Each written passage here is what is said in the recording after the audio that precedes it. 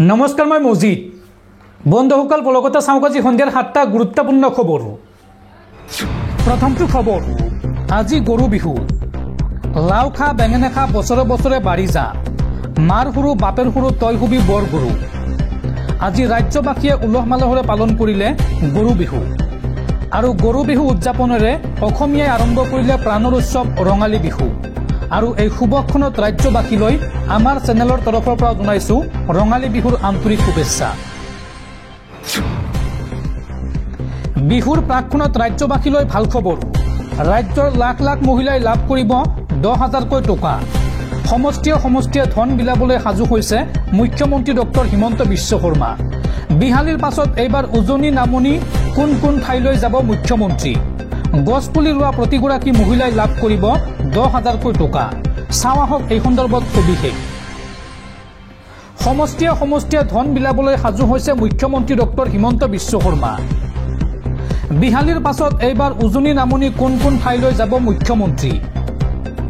গছপুলি ৰোৱা প্ৰতিগৰাকী মহিলাই পাব ধন। অন কৰি ৰাখক আপোনাৰ মোবাইল।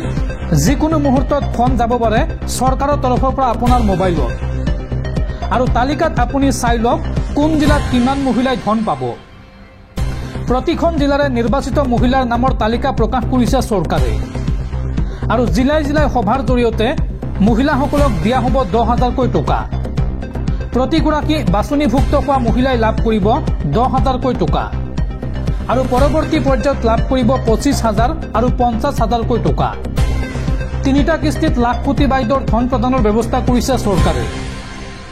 মুখ্যমন্ত্ৰীয়ে এই সন্দৰ্ভত কয় যে হাঁহে যদি কণী পাৰিব লাগে তেন্তে এই টকাৰে মোবাইল নিকিনিব, ভাল কামত লগাওক আৰু তেতিয়া পৰৱৰ্তী কিস্তিত চৰকাৰে আপোনাক দিব 25,000কৈ টকা আৰু শেষৰ কিস্তিত ধন হ'ব 50,000 টকা।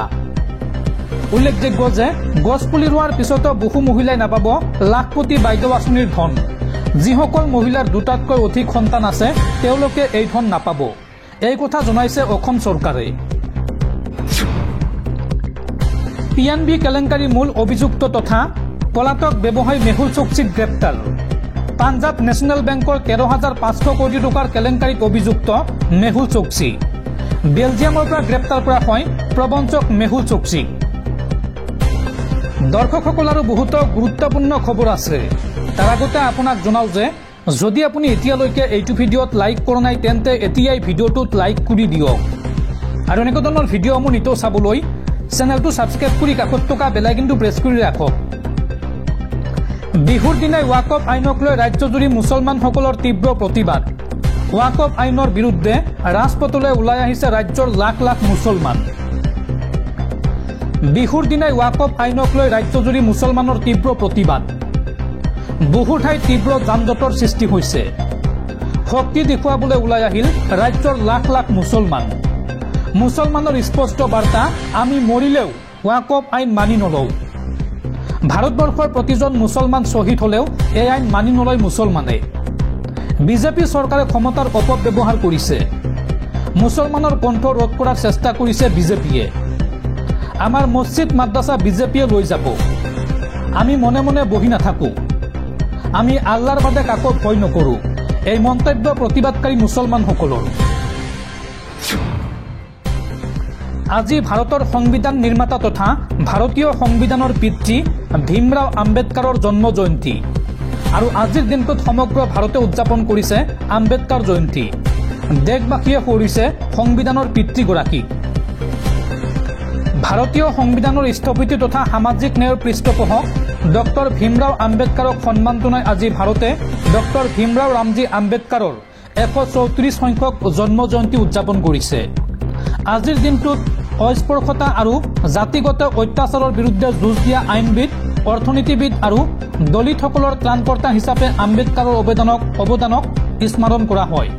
মুম্বাইত হাজাৰ হাজাৰ লোকে তেওঁৰ সমাধিস্থলী চৈত্যভূমিলৈ শোভাযাত্ৰাত যোগদান কৰাৰ বিপৰীতে চেন্নাইত মহিলাৰ অধিকাৰ আৰু শ্ৰমিক সংস্কাৰৰ ক্ষেত্ৰত তেওঁৰ অৱদানৰ ওপৰত আলোচনা চক্ৰ অনুষ্ঠিত হয়। স্মৰ্তব্য যে এক উল্লেখযোগ্য অনুষ্ঠানত হায়দৰাবাদৰ আম্বেদকাৰীত গোটসমূহে তেওঁৰ লেখাৰ ডিজিটেল আৰ্কাইভ মুকলি কৰে, যাৰ লক্ষ্য হৈছে নৱ প্ৰজন্মক অনুপ্ৰাণিত কৰা। ৰাজ্যৰ লাখ লাখ কৃষকলৈ জৰুৰী খবৰ অতি শীঘ্ৰে দিয়া হ'ব পিএম কিষাণ সন্মান নিধিৰ 20 নম্বৰ কিস্তিৰ ধন আৰু এই 20 নম্বৰ কিস্তিৰ ধন পাবলৈ 30 এপ্ৰিলৰ পূৰ্বে কৰক আপুনি এই কাম কি কাম কৰিব লাগিব আৰু কেনেকৈ কৰিব চাও আহক ভাৰতৰ বেছিভাগ মানুহ এতিয়াও কৃষি কাৰ্যৰ সৈতে জড়িত আৰু এই কৃষকসকলৰ বাবে ভাৰত চৰকাৰে কেইবাটাও প্ৰকল্প আৰম্ভ কৰিছে 2019 চনৰ পৰা কৃষকৰ বাবে চৰকাৰে আৰম্ভ কৰিছিল প্ৰধানমন্ত্ৰী কিষাণ সন্মান নিধি যোজনা আৰু এই যোজনাৰ অধীনত কৃষকসকলক বছৰত 6000 টকাকৈ ভাত্তা দিয়া হয় মুঠ 3টা কিস্তিত দিয়া হয় এই টকা আৰু ইমান দিন পৰ্যন্ত মুঠ 19টা কিস্তিত টকা পাইছে দেশৰ কৃষকসকলে আৰু এইবাৰ 20তম কিস্তিৰ টকাৰ অপেক্ষাত আছে দেশৰ লাখ লাখ কৃষক দেশৰ কোটি কোটি কৃষক ইয়াৰ পৰা উপকৃত হয় জুন মাহত সম্ভৱতঃ এই 20 নম্বৰ কিস্তিৰ ধন পাব কৃষকসকলে আৰু ইয়াৰ পূৰ্বে অৱশ্য কৃষকসকলে এক বিশেষ কাম কৰিব লাগিব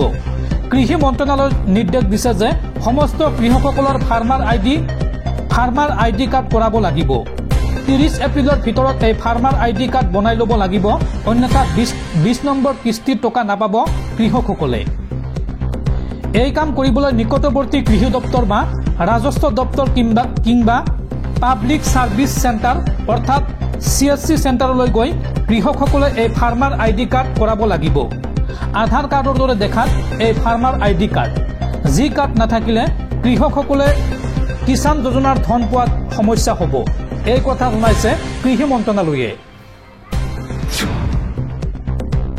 গুৱাহাটীত পুনৰ কিশোৰী নিৰ্যাতনৰ ঘটনা গুৱাহাটীত এইবাৰ কিশোৰী ৰোগীক যৌন নিৰ্যাতন কৰি গ্ৰেপ্তাৰ হৈছে বিশিষ্ট হৃদৰোগ বিশেষজ্ঞ ডাক্তৰ বিকাশ ৰায় পক্সো আইনৰ অধীনত দিছপুৰ আৰক্ষীয়ে গ্ৰেপ্তাৰ কৰিছে এই চিকিৎসকজনক পুনৰ বিপদত পৰিছে চুবুৰীয়া ৰাষ্ট্ৰ বাংলাদেশৰ প্ৰাক্তন প্ৰধানমন্ত্ৰী শেখ হাছিনাৰ বিৰুদ্ধে পুনৰ বাংলাদেশৰ আদালতে জাৰি কৰিলে এৰেষ্ট ৱাৰেণ্ট ৰাজনৈতিক ক্ষমতাৰে ভূমি অবৈধভাৱে অধিগ্ৰহণ কৰাৰ অভিযোগত শেখ হাছিনা সহ 52 জন লোকৰ বিৰুদ্ধে জাৰি কৰা হৈছে গ্ৰেপ্তাৰী পৰোৱানা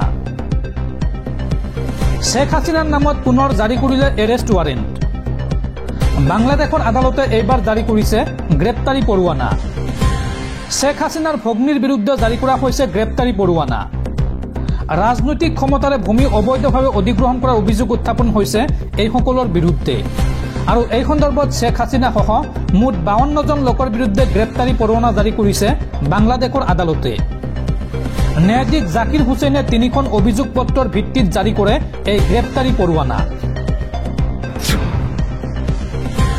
ষ্টুডেণ্টক লৈ কেন্দ্ৰীয় চৰকাৰৰ বৃহৎ সিদ্ধান্ত 5 মাহৰ ভিতৰত দ্বিতীয়বাৰৰ বাবে মধ্যাহ্ন ভোজনৰ বাবে আবণ্টিত বাজেট বৃদ্ধি কেন্দ্ৰীয় চৰকাৰৰ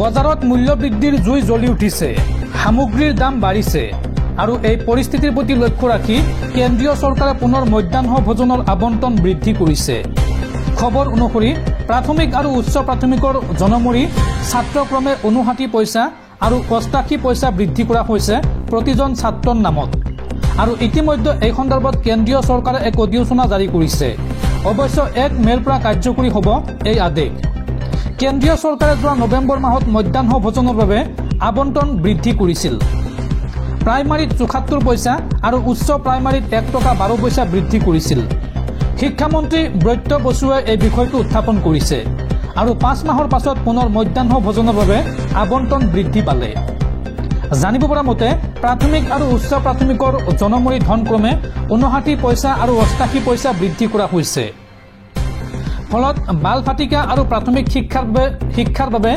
জনমূৰি আবণ্টন 6 টকা 78 পইচালৈ বৃদ্ধি পাইছে আৰু আপাৰ প্ৰাইমাৰীৰ বাবে 10 টকা 17 পইচালৈ বৃদ্ধি পাইছে কিন্তু এই সামান্য বৃদ্ধিত সুখী নহয় শিক্ষা সমাজৰ এটা অংশ তেওঁলোকে দাবী কৰে যে এই সামান্য বৃদ্ধিয়ে সেই অৰ্থত কোনো প্ৰভাৱ পেলাব নোৱাৰে আসলতে ল'ৰা ছোৱালীবোৰে একেবাৰে লাভৱান নহ'ব মন কৰিবলগীয়া যে 2024 চনৰ পূৰ্বে কেন্দ্ৰীয় চৰকাৰে 2022 চনৰ 1 অক্টোবৰত আবণ্টন বৃদ্ধি কৰিছিল প্ৰাথমিকৰ বাবে 5 টকা 45 পইচা আৰু উচ্চ প্ৰাথমিকৰ বাবে 8 টকা 17 পইচালৈ বৃদ্ধি কৰা হৈছিল আৰু দীৰ্ঘদিনীয়া চাহিদাৰ 26 মাহৰ পাছত যোৱা নৱেম্বৰ মাহত এই আবণ্টন বৃদ্ধি কৰা হৈছিল ইন্ধনৰ মূল্য বৃদ্ধিৰ বাবে 5 মাহৰ পাছত পুনৰ বৃদ্ধি পালে আবণ্টন